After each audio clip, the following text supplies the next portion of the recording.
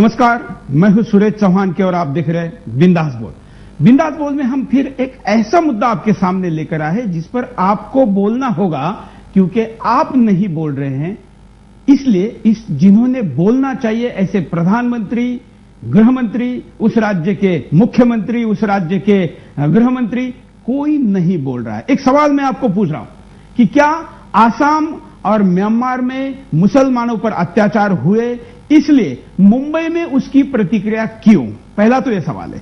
इससे भी बड़ा सवाल मेरे पास यह है, ये रजा अकादमी इसका जवाब दे, देश के प्रधानमंत्री इसका जवाब दे कि आसाम में हुए मुसलमानों के ऊपर अत्याचार के विरोध में निषेध करने के लिए मुंबई के आजाद मैदान में यदि कोई कार्यक्रम होता भी है तो उसमें अमर जवान ज्योति को, अमर जवान स्मारक को, शहीदों के स्मारक को लात मारकर तोड़ने का निषेध का प्रकार क्या है?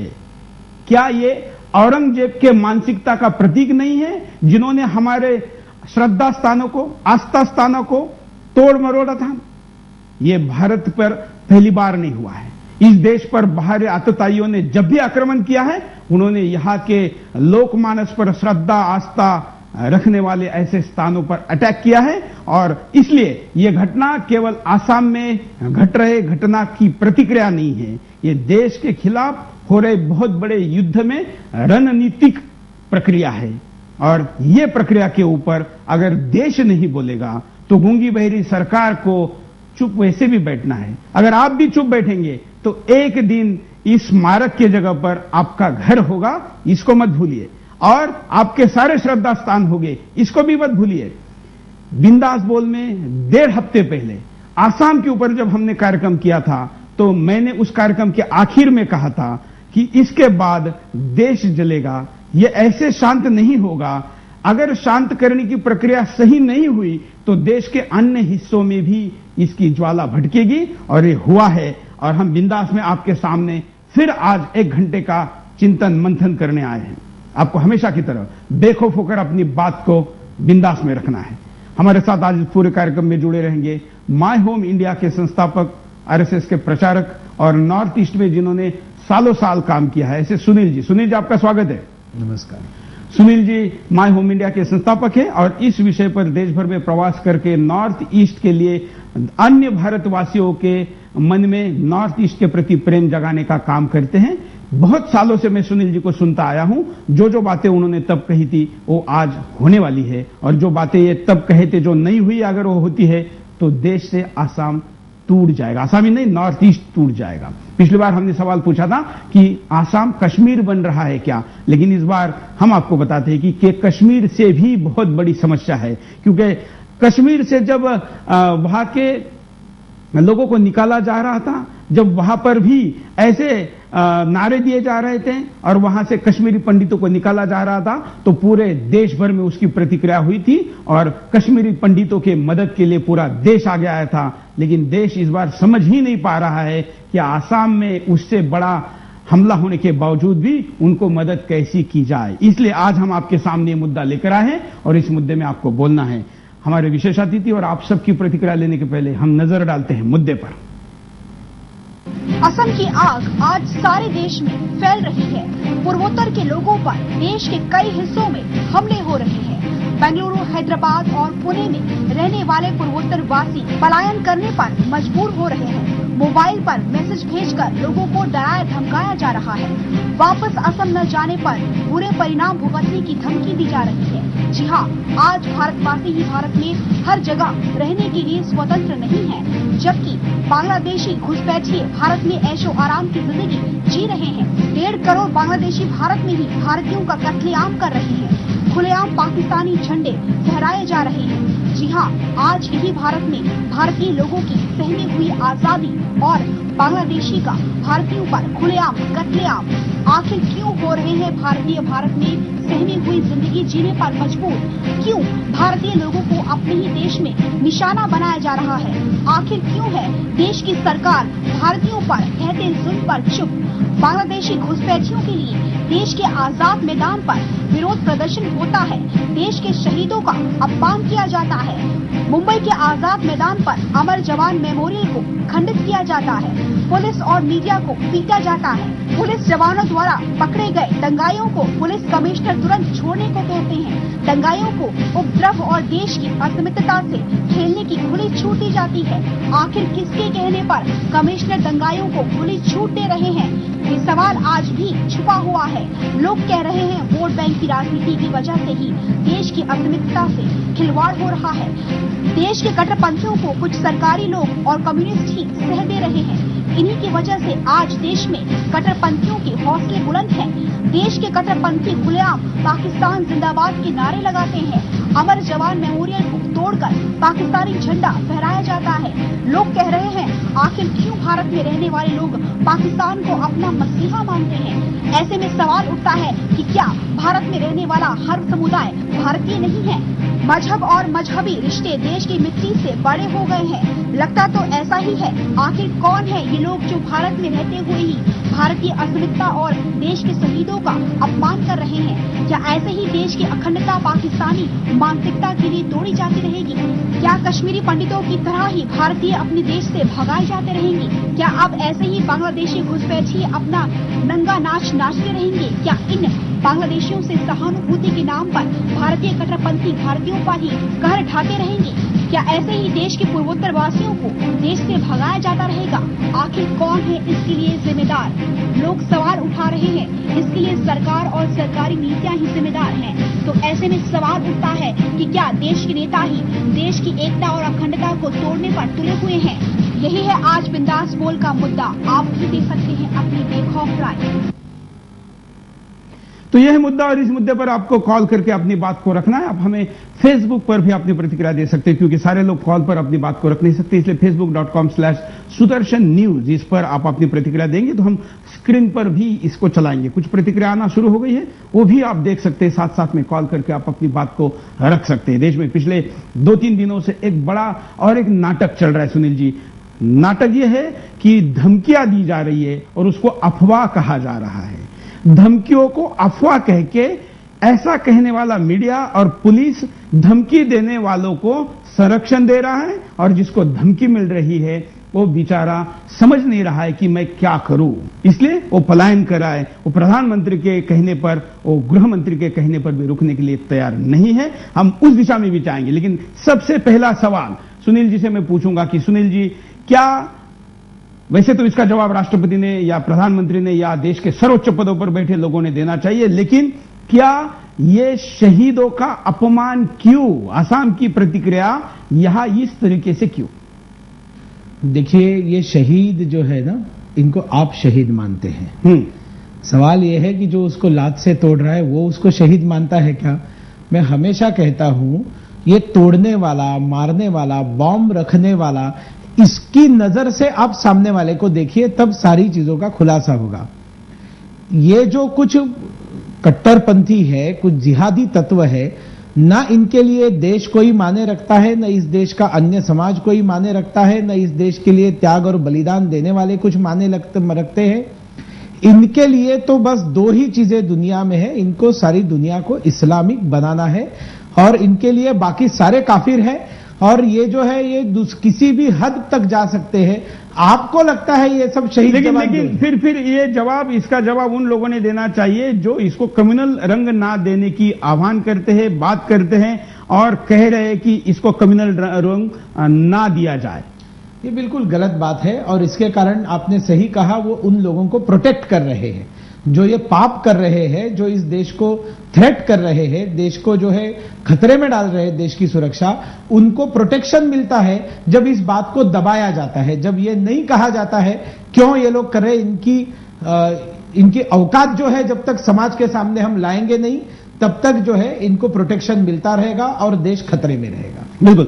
और इसका मतलब यह है कि मुंबई में जिस तरीके की प्रतिक्रिया हुई, ऐसी प्रतिक्रिया कल अगर दिल्ली में होती है तो हमला करने का एक ठिकान इंडिया गेट रहेगा। अगर ये और कहीं होती है तो वहां का जो लोगों का श्रद्धा स्थान है, राष्ट्रीय स्मारक है, वो रहेगा।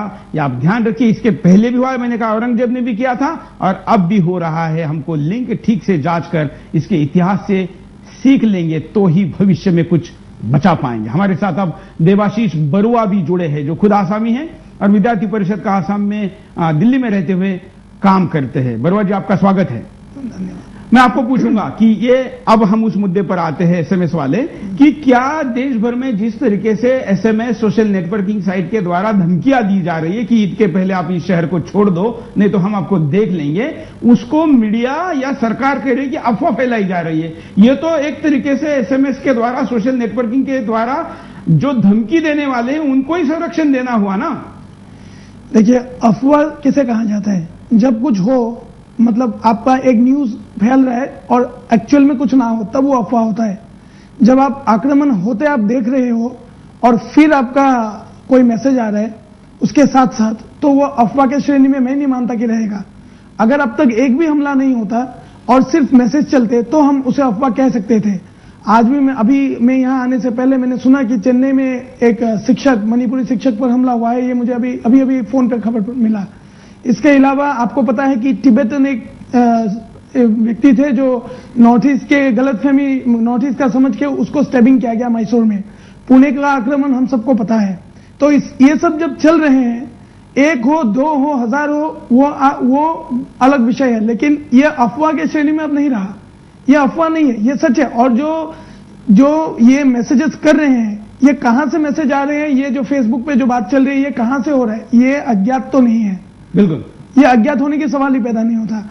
अब एक प्रश्न आप देखो, एक दिन के और मैं तो कहता हूं कि फेसबुक पर अफवाह फैलाने से भी ज्यादा बड़ा गुनाहगार तो ये देशद्रोही है ना, जो ये स्मारक को लात मार रहा है। सामना करके जो मराठी या हिंदी न्यूज़पेपर सामना निकलता है मुंबई में, उसने तो इसका पता छापा है, नाम छापा है कि ये फलाना है, फिर भी इसको अरेस्ट नहीं किया गया है। तो ये अफवाह फैलाने वालों को अरेस्ट तो करेंगे क्यों? क्योंकि जिनके चेहरे दिख रहे हैं उनको अरेस्ट नहीं किया गया है।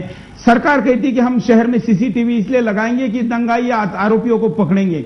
सुनील जी, जब मीडिया में साफ साफ चेहरे दिख रहे हैं, हमारे पास इस पूरे घटना का 6.5 घंटे का फुटेज है, देश के सारे मीडिया के पास पकड़ के ये कई घंटों का होगा, उसमें कम से कम 20,000 चेहरे ऐसे होंगे जो पहचाने जा सकते हैं। अरेस्ट 30 लोगों की हुई है। देखिए, 1,000 युवकों ने परसों सुबह 10:30 बजे गुवाहाटी एक्सप्रेस में वो घुसकर, डर के मारे घुसकर चढ़ गए और 1,000 तरुण नासिक में चढ़ गए। तो ट्रेन पूरी खचाखच लटपट डर के मारे आसाम और नॉर्थ ईस्ट के अन्य राज्यों के तरुणों से जा रही थी। मैंने उनसे फोन पर संपर्क किया। मैंने उनको पूछा, आप छोड़कर मत जाओ, आप रहो, आप सुरक्षित है। तब महाराष्ट्र में आपके सुरक्षा का हम आपको वचन देते हैं, हम आपको सुरक्षा देंगे। उन तरुणों ने पूछा, क्या बात करते हो आप सुनील जी? मुंबई में हमने देखा पुलिस खुद असुरक्षित है, जो खुद असुरक्षित है वो हमको क्या सुरक्षा देगा? तो आज महाराष्ट्र की जनता का पुलिस के ऊपर से विश्वास उठने लगा है। इसका कारण वहां पर काम करने वाली, मुसलमानों को पीठ पीछे रखकर बचाने वाली, ये जो एक उनका अपीजमेंट करने वाली जो कांग्रेस की सरकार है, यही एकमात्र कारण है जिसके कारण इनके हौसले बुलंद हो रहे हैं और वो उनको अरेस्ट नहीं कर रहे हैं। क्योंकि आज भी इनको डर लगता है, इनके ऊपर सख्ती से कार्रवाई करेंगे तो मुसलमानों की वोट बैंक हमसे दूर हो जाएगी। एकमात्र इस डर से वो आज भी इन आतंकवादियों को, ये आतंकवादी नहीं है तो दूसरा क्या है, खुलेआम आतंक फैलाने वाले लोगों को आज तक जितने ढंग से पकड़ा जाना चाहिए आज भी पकड़ नहीं पाई है। इसके लिए पूरी तरह से वहां की कांग्रेस सरकार जिम्मेवार है। बिल्कुल, और ये जिम्मेवारी सरकार को, बल्कि केवल सरकार जिम्मेवार है ऐसा कह के नहीं चलेगा सुनील जी, समाज भी जिम्मेवार है। उसने क्या रिएक्शन दी, ये भी तो सवाल पूछना चाहिए। ये भी हम सवाल पूछेंगे, लेकिन हमारे साथ कई कॉलर काफी देर से होल्ड पे है, हमारी सारी लाइनें ब्लॉक हो चुकी है। हम कहेंगे कि कॉलर अपनी बात को नए तरीके से रखे और कम शब्दों में रखे, तो हम ज्यादा कॉलर को अपनी बात रखने का मौका देंगे। सुनते हैं क्या कहते हैं। नमस्कार। नमस्कार, बोलिए। मैं राकेश जोशी फरीदाबाद से बोल रहा हूँ। बोलिए। सर, सबसे पहले तो मैं उत्तर पूर्व के लोगों को एकता और सद्भाव का संदेश देना चाहता हूँ कि पूरा भारत, सारा समाज उनके साथ है, उनको कहीं पे डरने की जरूरत नहीं है। नंबर 2, हमें ऐसे जो जिहादी मानसिकता वाले लोग हैं उनकी हमने बहुत साल पहले हिस्ट्री में पढ़ा था कि कुछ इनके खलीफा के साथ कुछ हुआ और उसकी प्रतिक्रिया भारत में दंगे और कत्लेआम हुआ था। अजीब सी बात लगी थी, क्या ऐसा हो सकता है? लेकिन आज हम जो देख रहे हैं उससे लग रहा है कि इतिहास में जो बात लिखी थी शब्द से बिल्कुल सही थी। नंबर 3, हमें अपने लीडरों पे तरस आता है जो कि इस हिसाब से आज भी इस प्रतिक्रिया करने से डर रहे हैं। किस बात का उन्हें डर है? अपने ही देश में हमें समझ के बाहर है। राहुल गांधी की प्रतिक्रिया याद आ रही है, जिन्होंने संघ को और सिमी को एक तराजू में तोला था। उनकी तरस आती है उनकी समझ पे। आज वो देखें, संघ अपने देश के साथ खड़ा है, अपने भाइयों के साथ खड़ा है, क्या सिमी भी हमारे साथ खड़ा है? उनको तोल के आज देखना चाहिए किसका आंकड़ा भारत की तरफ है और किसका। और मुझे आश्चर्य होता मुस्लिम समाज पे, जो कि बांग्लादेशियों के फेवर में है। आज अपने इंडियन लोगों को, आसाम के लोगों को छोड़ के, मतलब उन पे अत्याचार बांग्लादेशी कर रहे हैं और वो बांग्लादेशियों के फेवर में लड़ रहे हैं। मुझे इनकी समझ पे तरस आ रहा है। इसका मतलब तो ये है, इतिहास में जो लोग हमारे हार्डलाइनर थे वो बिल्कुल सही बोलते थे। और क्या ऐसी परिस्थितियां नहीं थी गोधरा में जब दंगे हुए थे? धन्यवाद। सुनील जी, पिछले बार आपने कहा था कि ये मुद्दा हिंदू मुस्लिम नहीं है, लेकिन ये तो अब वो रूप ले चुका है। नहीं, देखिए, ये अभी भी मैं एक बात कहता हूं, जब तक आसाम का सवाल है, आसाम में जो दंगे हुए थे वो हिंदू मुसलमान दंगे नहीं थे। इसकी एक वजह है, वहां पर बहुत बड़े पैमाने पर ऐसे वनवासी, जिसको हम कहते हैं, जिसको सारी जनता हमारी शिक्षा पद्धति आदिवासी कहती है, ट्राइबल्स कहते हैं, बहुत बड़े पैमाने पर ट्राइबल्स धर्मांतरित हुए हैं, ईसाई है। लेकिन ईसाई ट्राइबल्स और हिंदू ट्राइबल्स सारे एक साथ मिलकर भारतीय के नाते बांग्लादेशियों के ऊपर उन्होंने प्रहार किया था। इसलिए मैं अभी भी कहता हूं, असम में जो दंगे हुए थे वो बांग्लादेशियों ने किए हुए दंगे थे और भारतवासियों के खिलाफ किए हुए दंगे थे, और भारतवासियों ने उनको बहुत बढ़िया उत्तर दिया था, बिल्कुल दोनों तरफ से। लेकिन फिर इसको क्या कहेंगे? क्योंकि ये तो बांग्लादेशियों पर जो हमले वहां पर हुए, मतलब जो प्रतिक्रिया हुई, भारतीयों ने जो प्रतिक्रिया दी, उसके खिलाफ है। ये बिल्कुल मुसलमानों ने किए हुए दंगे हैं, ये मुसलमानों ने किया हुआ आतंक है। ये जो मुंबई की घटना है या पुणे की घटना है, इसकी वजह है, देखिए, म्यांमार में वहां पर बांग्लादेशी मुसलमानों को वहां की सरकार ठोक रही है जो बुद्धिस्ट है। आसाम में जो उनको मारा गया, पीटा गया, जो भी हुआ होगा, दोनों तरफ से हुआ है, लेकिन जो भी वहां पर बांग्लादेशी मुसलमान मरे हैं, उनको मारने वाले या तो ईसाई है या तो हिंदू है। अब आप अगर ईरान में देखेंगे, पाकिस्तान में देखेंगे, अफगानिस्तान में देखेंगे, सीरिया में देखेंगे, एवरेज 50 से 100 मुसलमान रोज मर रहे हैं, और उनको मारने वाले ये भी जिहादी लोग हैं, वो भी मुसलमान ही संगठन है। क्या उन मुसलमानों की जान मुसलमान नहीं है? क्या वो इंसान नहीं है? तो उनको जब रोज मारा जा रहा है तो आजाद मैदान के ऊपर उसके खिलाफ क्यों नहीं वो प्रदर्शन करते? वो वहां के जिहादियों के खिलाफ क्यों नहीं बोलते? क्योंकि मुसलमानों को मारने वाला मुसलमान है, इसलिए उसके बारे में वो कुछ भी नहीं बोलेंगे। जब मुसलमान को, बांग्लादेशियों को मुसलमान करके मारने का काम बुद्धिस्ट सेना करती है म्यांमार में, और आदिवासी जब हिंदू मारते हैं वहां पर, तब जाकर ये लोगों का गुस्सा बाहर आता है। तब हमारी कौम पर इस तरह से पाकिस्तान हो, बांग्लादेश हो, उनको भड़काने का काम करता है, इस्लाम का नाम लेकर उनको जिहादी बनाने का काम करता है। तब जो कुछ भी थोड़े बहुत यहां पर वास्तविक में भारत पर प्रेम करने वाले मुसलमान हैं, वो भी इनके कारण बदनाम होते हैं। मैं तो कहता हूं, ऐसे अगर वास्तविक में भारत पर प्रेम करने वाले, सर्वधर्म को समान मानने वाले, अगर सचमुच कोई मुसलमान इस देश में है, अगर कहते हैं वो बड़ी संख्या में है, तो उन्होंने रास्ते पर उतरना चाहिए, उन्होंने प्रदर्शन करना चाहिए, उन्होंने इसका निषेध करना चाहिए, उन्होंने लेख लिखने चाहिए, उन्होंने पत्रक निकालने चाहिए। कहां है शबाना आजमी, कहां है जावेद अख्तर, कहां है दिलीप कुमार जी, आमिर खान जी? अब कीजिए ना एकादा सत्यमेव जयते आजाद मैदान के इस इशू के ऊपर। लेकिन ये सब लोग जो है एकदम यकायक गायब हो गए। जब मुसलमानों ने इस तरह का रूप ले लिया, तब ये सारे अपने आप को देशभक्त बोलने वाले अचानक गायब हो गए। इसका मुझे कहीं प्रश्न का उत्तर नहीं मिल रहा। उत्तर एक ही है, ये भी डरते हैं। अगर ये आइदर ये डरते हैं इसलिए आगे नहीं आते हैं, या तो इनका समर्थन है इसलिए आगे नहीं आते। दोनों कंडीशंस में इस देश के हिंदू समाज के लिए वो घातक है। बिल्कुल। कई कॉलर हमारे साथ मीटिंग में, और कुछ कॉलर की बात सुनते हैं, क्या कहना चाहते हैं? नमस्कार। हेलो, नमस्कार सुरेश जी। बोलिए। सुरेश जी, मैं कहता हूं कि हमारे हिंदुस्तान के मुसलमान बांग्लादेश के मुसलमानों के लिए हमारे झगड़ा कर रहे हैं। मैं कहता हूं कि इराक में, पूरे अरब कंट्री में इराक यूएस की सेना बैठी है, तो आप देख लीजिए, कोई भी सेना दूसरे देश में जाती है तो पहले क्या करती है? ये इनका देख लीजिए, वहां के लिए लड़ रहे हैं, लेकिन दूसरे देश में सेना घुसती है तो क्या करती है? आपको, आपसे मुझे बताने की जरूरत नहीं, आप सेना क्या करती है पहले क्या करती है आप देख लीजिए। दूसरी बात यह कि यहाँ जो कामर जवान पर लात मार रहे हैं, ये हमारे पहले से ही बैठे हुए हैं, पहले ठेकेदार बैठे हुए हैं और ये कांग्रेस जब तक रहेगी देश सुरक्षित नहीं रह सकता, ये मैं कहता हूँ। बिल्कुल, धन्यवाद। और एक कॉलर से बात सुनते हैं। हेलो, नमस्कार। हाँ नमस्कार सर, मैं रोहित सिन्हा बोल रहा हूँ नोएडा से। बोलिए।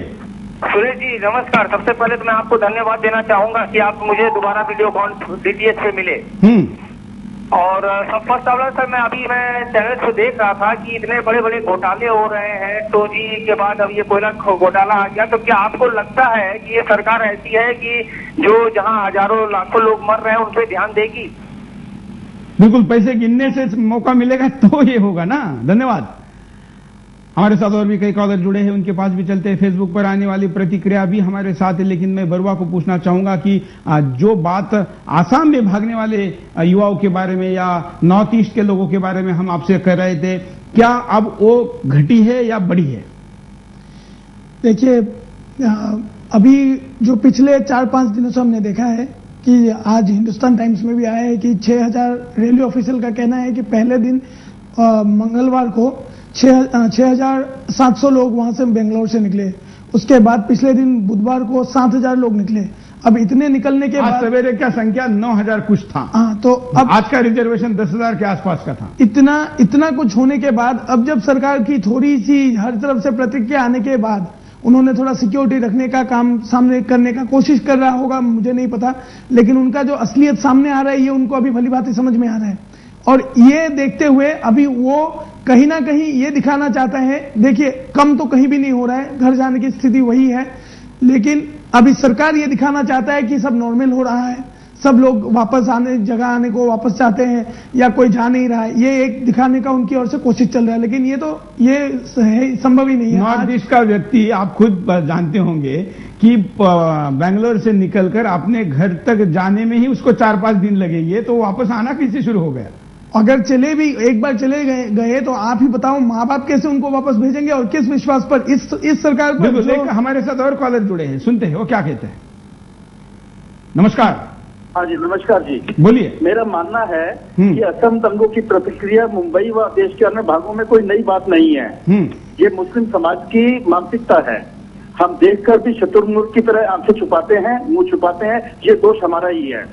हमने इससे पहले कश्मीर के हजरत बल के बाल चोरी पर भी प्रतिक्रिया देखी, जब हिंदुओं को प्रताड़ित किया गया।